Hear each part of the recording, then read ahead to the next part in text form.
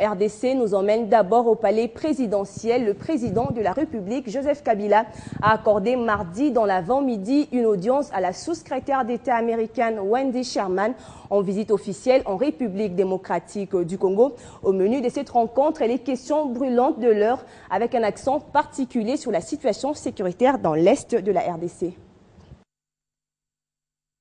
Au cœur de cet entretien de près d'une demi-heure, la situation sécuritaire qui prévaut dans l'Est de la RDC et les efforts à fournir par la communauté internationale et l'ensemble des protagonistes en vue d'une paix durable en RDC. La sous-secrétaire aux affaires politiques qui se dit honorée par le chef de l'État congolais lui a fait part de sa préoccupation quant à la violence qui sévit dans le Nord Kivu.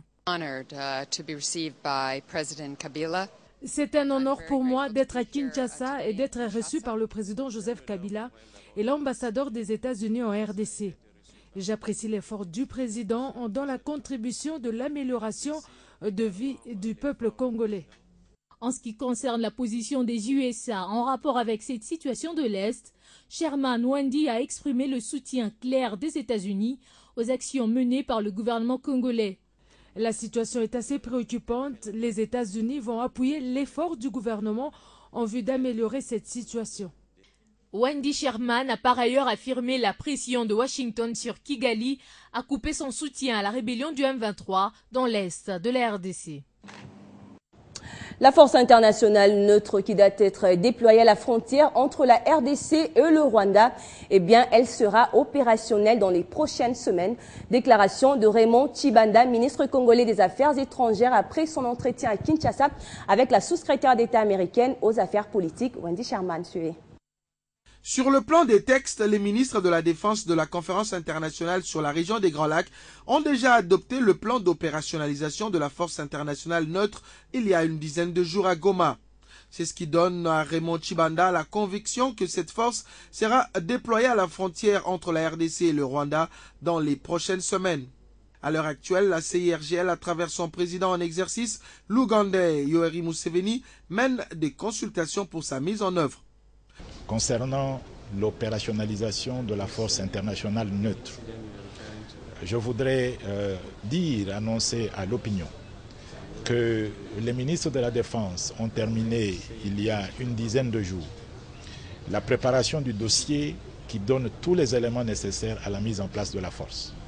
Et qu'en ce moment, au niveau de la conférence internationale de la région des Grands Lacs, à travers le président en exercice, les consultations sont en cours pour conduire à cette opérationnalisation, notamment en obtenant le mandat dont elle a besoin au niveau de l'Union africaine et au-delà de l'Union africaine, au niveau du Conseil de sécurité des Nations Unies, mais aussi mobiliser les ressources nécessaires, les ressources financières, mais aussi ressources en troupes.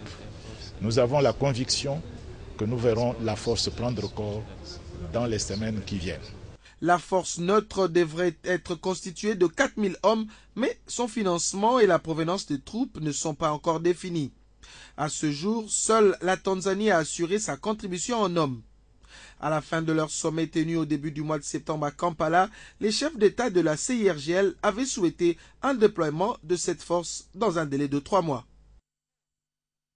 Autre rencontre, c'est celle que le Premier ministre Matata Ponyo a accordée ce mercredi à une délégation sud-coréenne de l'entreprise Taejo. Celle-ci entend construire une usine de traitement d'eau à Lemba Imbu.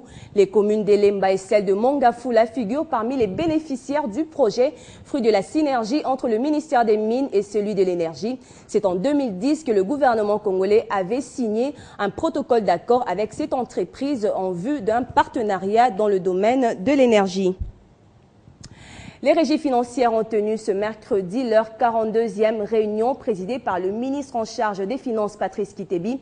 Au cours de cette rencontre qui évalue de manière hebdomadaire l'évolution de l'assiette fiscale du pays, les différents participants, notamment les directeurs généraux de la DGI, de la DGRAD et de la DGDA, se sont beaucoup plus penchés sur les recettes réalisées au cours de cette période. À 10 mois de mobilisation, les 3 régies financières restent satisfaites des résultats obtenus. Selon les responsables de ces régies, le niveau de recettes réalisé en 12 mois au cours de l'année dernière a été dépassé.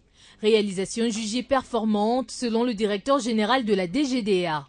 Il était également question de faire une analyse de l'évolution des recettes réalisées au cours du mois d'octobre. 31 milliards de francs congolais réalisés par la DGRAD contre une prévision de 30 milliards attendue. Et pour le compte de la DGDA, 120 milliards de francs congolais mobilisés sur les 115 de prévision. Une contre-performance pour la DGI qui a mobilisé 90 milliards de francs congolais sur les 100 milliards attendus. Contre-performance justifiée par certaines contraintes rencontrées, a indiqué le directeur général de la DGI. Bien avant la réunion des régies financières de ce mercredi, le vice-ministre des Finances, Roger Chulungu, a présidé mardi la réunion avec les coordonnateurs des projets financés par la Banque mondiale en RDC. Il a été question cette fois d'évaluer le niveau d'exécution de tous ces projets. Ces projets visent une amélioration des conditions de vie de la population congolaise. Petit à petit, le gouvernement gagne son pari dans le cadre de la paie des agents de l'État par voie bancaire sur l'ensemble du territoire national. Déjà depuis le mois passé, ces opérations se sont étendues dans quelques provinces. Il s'agit de la province du Bas-Congo et des deux Kasaï. Dans l'ensemble, près de 30 000 personnes ont été servies et ce, à leur grande satisfaction. Comme voulu par le gouvernement de la République, la bancarisation de la paie des agents et fonctionnaires de l'État a atteint les provinces de la RDC. Après Kinshasa, ce sont les provinces du Bas-Congo et les deux Kasaï qui vont connaître cette réforme en ce même mois d'octobre. Dans la ville de Matadi, dans le Bas-Congo, en un seul jour, près de 7000 agents et fonctionnaires de l'État ont été identifiés. Plus de la moitié d'entre eux, dont les noms figurés sur le listing, ont touché leur salaire. Le Premier ministre a eu une bonne initiative pour décanter la situation qui prévoit la paie.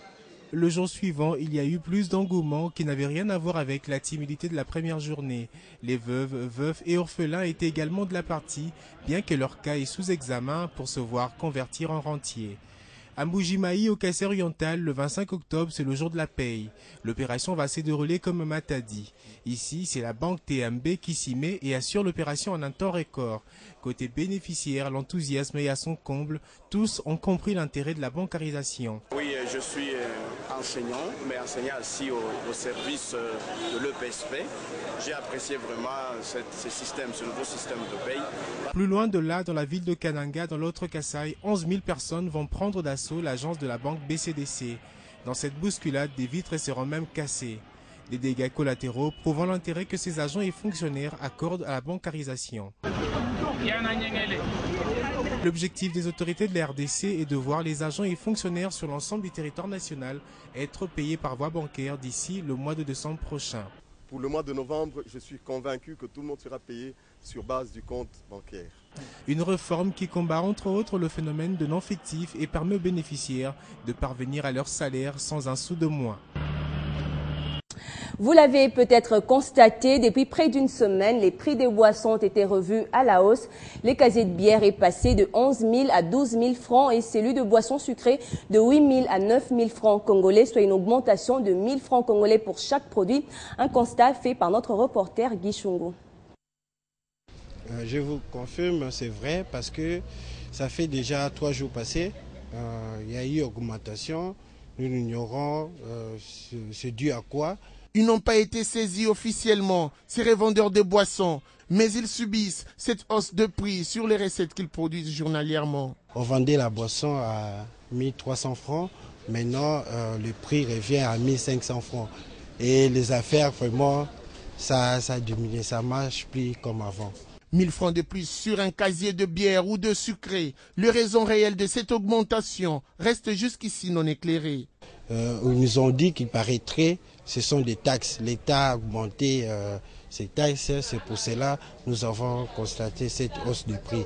Si dans cette terrasse il y a une majoration du prix de boissons, ici un peu plus loin, sur l'avenue Au Commandement, la réalité est tout autre. La hausse, elle est là, hein, tout le monde l'a subie. Mais bon, moi, je ne peux pas dire que personnellement, dans notre restaurant, nous la subissons fortement parce que, étant donné que nos prix étaient déjà raisonnables, alors je ne vois pas pourquoi je veux commencer à pénaliser les clients en augmentant pour une augmentation de 41 francs sur une bouteille. Non, moi, je ne peux pas faire ça. Pour la propriétaire de ces restaurants, celles le tenancier de terrasse peuvent à la limite modifier le prix. Question de conscience. Ceux qui sont le plus pénalisés, ce sont ceux qui vendent dans la rue, ceux qui vendent dans les petits kiosques, parce qu'eux, ils vendent déjà à un prix très bas. Et quand on doit leur augmenter, c'est 40 francs ou bien 50 francs par bouteille, c'est beaucoup. Entre-temps, les festivités de fin d'année s'annoncent. Reste plus qu'à espérer que la situation ne pourra pas s'empirer davantage comme les années précédentes. Et en dehors de nos frontières, Barack Obama a été réélu président des États-Unis avec 303 grands électeurs contre 206 pour son challenger Mitt Romney. L'ancien sénateur démocrate de l'Illinois rejoint Bill Clinton dans le précaré des présidents démocrates réélus. Le candidat républicain qui a reconnu sa défaite a appelé les démocrates et les républicains à tourner les dos aux affrontements partisans. Fabien Lumbala. Les sondages avaient annoncé un vote très serré entre Barack Obama et Mitt Romney. Mais la différence est venue du nombre des grands électeurs obtenus par chacun des candidats. 303 pour le démocrate Barack Obama et 206 pour le républicain Mitt Romney, selon les premiers résultats.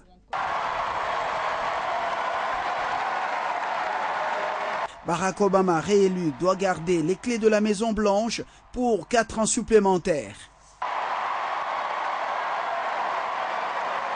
Après avoir raté de remporter les swing states cruciaux de la Virginie et de l'Ohio, le candidat républicain a reconnu sa défaite. Dans un discours des concessions, il a déclaré avoir appelé son rival démocrate Obama pour le féliciter. Je viens d'appeler le président Obama pour le féliciter de sa victoire. Ses supporters ainsi que sa campagne méritent nos félicitations. Je leur souhaite bonne chance, notamment au premier président, la première dame ainsi que leur fille. Mitt Romney a appelé les représentants politiques des États-Unis à coopérer pour engager le pays sur la bonne direction.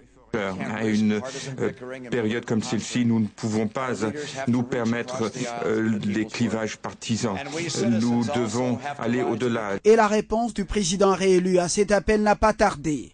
Barack Obama a promis d'étendre la main aux sénateurs et aux représentants du peuple américain, ainsi qu'à Mitt Romney. Et nous avons certes lutté farouchement, mais c'est uniquement parce que nous aimons notre pays. Au cours des semaines qui viennent, j'espère pouvoir m'asseoir de nouveau avec le gouverneur Romney pour que nous discutions de ce que nous pouvons faire ensemble pour faire avancer notre pays. Quelques défis attendent le président Obama dans ses seconds mandats. La création des emplois pour combattre le chômage, évalué à 7,9%. La réélection d'Obama pour un second mandat est particulière quand on sait que depuis Franklin Roosevelt, en 1936, aucun président américain n'avait été réélu avec un taux de chômage qui s'élève à 7,9% en octobre. Cette élection a été un moment particulier aux États-Unis et dans les représentations diplomatiques de ce pays à travers le monde. L'ambassade américaine à Kinshasa a organisé mardi dès 18h à l'aube une soirée électorale en présence de représentants de toutes les couches de la population congolaise. Au-delà de l'ambiance de joie qui a régné suite à la réélection du candidat démocrate Barack Obama, cette rencontre a permis aux participants d'échanger à travers des panels sur plusieurs sujets d'intérêt national comme la démocratie, la santé, les médias, la politique, la culture et l'éducation.